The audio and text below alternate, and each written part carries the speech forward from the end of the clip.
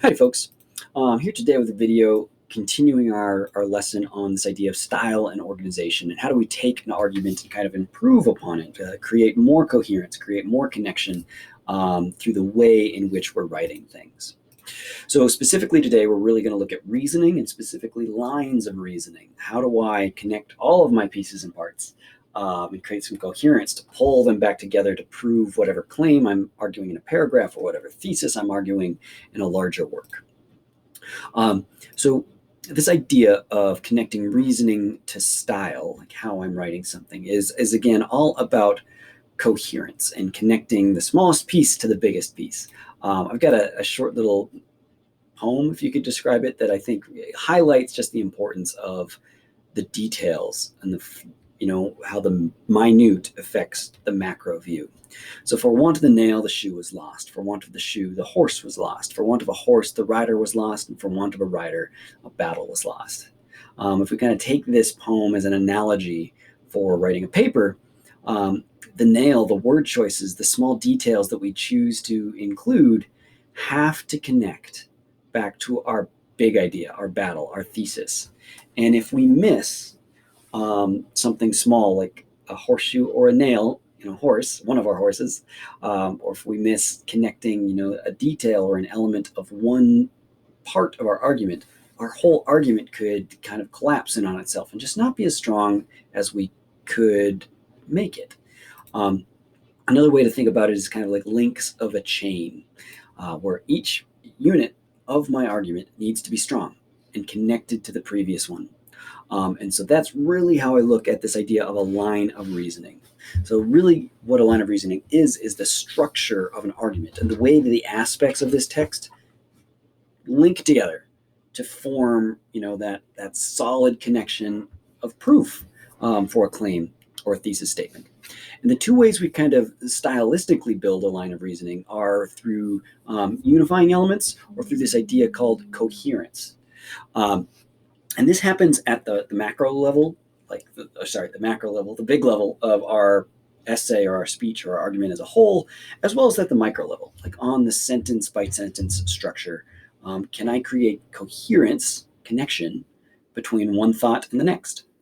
And I'm going to help doing that by using repetition, parallel structure, synonyms, anaphora, anything that can really connect my ideas together clearly in the mind of my reader. Let's take a look at an example that we've already looked at and how they do it. So we're going to return back to Hazlitt's On Want of Money. So Hazlitt's claim in this excerpt that we read, he says, literally and truly, one cannot get well in the world without money. That is the claim, right? And then he creates some coherence with his reasoning by continually referring back to what it is or what it is not to have or to live in a world without being one with money, right? Without money, it is to pass through life. It is to live. It is not. It is not. He uses this repetition to clearly connect all of his ideas back to prove this one sentence, right? And remember, this sentence goes on for 40 lines or something like that, continually like beating us over the head. A clear and maybe even hyperbolic use of repetition of sentence structure to create coherence for this claim. So let's take a look at another piece of Hazlitt's. I want you to take a read through this one. This one's a little bit trickier. And I want you to take a look at what elements might create coherence, connection for his claim here. I'll let you guys pause the video and take a look. And this is tough to identify maybe without getting some examples. So hopefully you did your best. But here's what I might connect with the idea of creating coherence in this passage. So first, it's really important that I identify, okay, what's his argument? And so I've highlighted those in blue, kind of his claims. He's just trying to describe what genius is. And I'll notice that Hazlitt definitely has a style. Like, here's what genius is. It is, it does, it is, it excels. He's using that same stylistic repetition pattern that he used in his other argument on want of money. But this time he's describing genius, right? Hazlitt is developing a personal artistic voice here that works for him. I wouldn't recommend that we all copy Hazlitt, but he definitely is continuing his authorial voice. Some other ways that he builds coherence and connection between his ideas is he uses these paired adjectives a few times, and that really helps me connect. Okay, here's what it is, and here's what it is. Here's what it is, and here's what it is. Right? I'm seeing exclusive and self-willed, quaint and peculiar. That helps build that coherence when I find some balance with how he's describing things. And that's kind of repeated later on in this passage. So after he moves from the kind of general for what genius is, he gets into the specific of an example of, like, here's a specific Rembrandt, the famous painter, where he's comparing, here's what he does out of nature and here's what he does in nature. So again, using those kind of, I won't necessarily call it binary. It's like this one or this one, but he's using these contrasts. Here's what it is, here's what it's not. Here's one adjective, here's another adjective. Here's out of nature, here's in nature. All to go back to prove that this is the test and triumph of originality or genius. Kind of that synonym that we're seeing here. All right, one more practice. So here's a passage that I want you to take a read through. And I want you to try to identify, sorry, the font is a little small, but I want you to try to identify the best answer to this question. In the second sentence of the second paragraph, this is the second paragraph, the repetition of the word things primarily serves to blank.